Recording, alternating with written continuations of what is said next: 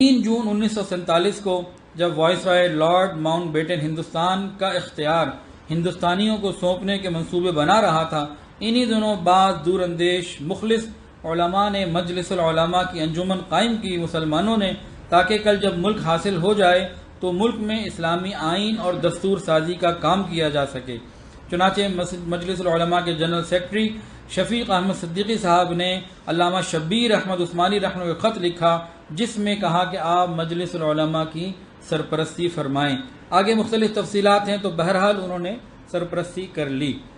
اور اس کی تفصیلات اخبار انقلاب 24 مارچ 1951 کو بھی شائع ہوئیں۔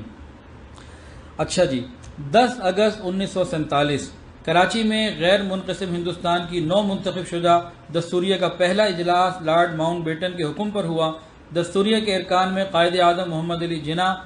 مسٹر ایس ایچ سہروردی، لالا بھیم سین اور مسٹر اے کے فضل حق، خواجہ ناظم الدین، سردار عبدالرب نشتر اور نواب ممدوٹ وغیرہ شامل تھے، اور علامہ شبیر احمد عثمانی رحمۃ اللہ علیہ بطور خاص اجلاس میں شریک ہوئے، اور انہوں نے اپنے خطبے میں جو آیت پڑھی تھی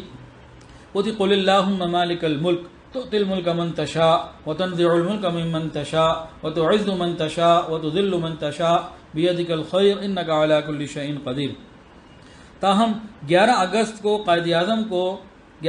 1947 قائد اعظم کو دستوریہ کا صدر منتخب کر دیا گیا۔ 12 اگست کو اسمبلی نے شہریوں اور اقلیتوں کے بنیادی حقوق کے لیے کمیٹی بنائی۔ 14 اگست یوم آزادی کے موقع پر لارڈ ماؤنٹ بیٹن پاکستان آئے، کراچی میں ایک تقریر کی اور اس کے بعد ہمیشہ کے لیے یہاں سے چلے گئے۔ اس کے بعد 7 مارچ 1949 کو خان لیاقت علی خان نے قرارداد مقاصد پیش کی۔ خان لیاقت علی خان وزیر اعظم پاکستان، انہوں نے قرارداد مقاصد پیش کی، جس کی ایک ایک شق کی بھی وضاحت کی۔ اس میں سے صرف ایک بات میں ابھی پڑھ دیتا ہوں۔ اس میں انہوں نے یہ بتایا، قرارداد مقاصد میں فرمایا کہ جس میں اصول جمہوریت و حریت، مساوات اور رواداری اور سماجی عدل کو جس طرح اسلام نے ان کی تشریح کی ہے پورے طور سے ملحوظ رکھا جائے۔ ایک اور شق بھی سن لیجئے۔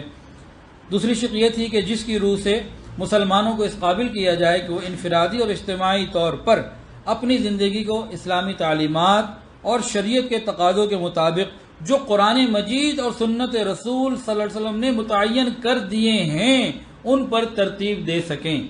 مزید شقوں میں بھی بات گھوم پھر کے جو محور ہے وہ دین ہے، وہ رسول اللہ صلی اللہ علیہ وسلم کی زندگی ہے۔ اس کے صرف 2 دن کے بعد 9 مارچ 1949 کو علامہ شبیر احمد عثمانی رحمۃ اللہ علیہ نے دستور ساز اسمبلی میں قرارداد مقاصد پیش کرنے پر خان لیاقت علی خان کو مبارکباد پیش کی، اور کہا کہ میں اس کی تائید بھی کرتا ہوں، بلکہ آج اس وقت میں جب کہ ملحدانہ محنتیں اتنی عروج پر پہنچ چکی ہیں، ایک ایسی چیز کے پیش کرنے پر میں وزیر اعظم خان لیاقت علی خان کے عزم، ہمت اور جرأت ایمانی کو مبارکباد دیتا ہوں۔ اس کے بعد ایک تفصیلی خطاب ہے، اس میں سے ایک پوائنٹ صرف سناتا ہوں۔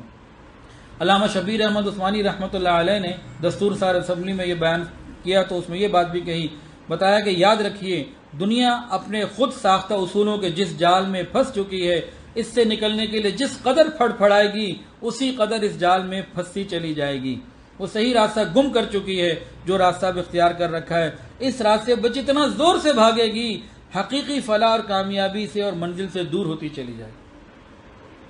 گویا اس ساری بات کا بھی مقصد یہ تھا کہ جب شریعت نافذ ہو جائے گی ہم اپنے مقصد کو پہچان بھی لیں گے اور پہنچ بھی جائیں گے۔ بیچ میں قائد اعظم کے 2 اقوال بھی سن لیجئے۔ ایک تو قائد اعظم مرحوم رحمۃ اللہ علیہ نے 17 سپٹمبر 1944 کو گاندھی جی کے نام جو خط لکھا تھا اس میں قائد اعظم نے لکھا، اس کا ایک ایک حرف ذرا سمجھیے۔ قائد اعظم لکھتے ہیں گاندھی کو، قرآن مسلمانوں کا مکمل ضابطۂ حیات ہے، اس میں مذہبی، مجلسی، دیوانی، فوجداری، عسکری، تعزیری، معاشی اور معاشرتی، غرض یہ کہ تمام شعبوں کے احکامات موجود ہیں۔ آگے قائد اعظم نے لکھا، مذہبی رسومات سے لے کر روزانہ کے امور حیات تک، روح کی نجات سے لے کر جسم کی صحت تک، جماعت کے حقوق سے لے کے فرد کے حقوق و فرائض تک، دنیاوی زندگی میں جزا و سزا سے لے کر آخرت کی جزا و سزا تک ہر فعل، ہر قول اور ہر حرکت پر مکمل احکام کا مجموعہ موجود ہے۔ لہذا جب میں یہ کہتا ہوں مسلمان ایک قوم ہیں تو حیات اور ما بعد حیات یعنی دنیا اور آخرت کے ہر معیار اور ہر مقدار کے مطابق کہتا ہوں۔ یہ قائد اعظم کا بیان پڑھ کے سنایا ہے، ایسا لگ رہا ہے کہ یہ کسی عالم دین کی بات ہے جو بہت ہی گہری نظر سے دین کو سمجھتا ہوں، اور یہ ڈاکومنٹڈ ہے۔ قائد اعظم نے نومبر 1945 پیر صاحب مانکی شریف کے جو نام خط لکھا اس میں صاف صاف لکھ دیا، کیا لکھا کہ اس بات کے کہنے کی ضرورت ہی نہیں کہ قانون ساز اسمبلی جس میں بہت زیادہ اکثریت مسلمانوں کی ہوگی مسلمانوں کے لیے ایسے قانون بنا سکے گی جو اسلامی قانون کے خلاف ہو اور نہ پاکستانی غیر اسلامی قانون پر عمل پیرا ہو سکیں گے۔ گویا یاد کہ مسلمان جب اکثریت میں ہوں گے وہ ایسا قانون بنا ہی نہیں سکتے جو شریعت سنت کے خلاف ہو۔ یہ پیر صاحب مانکی شریف کو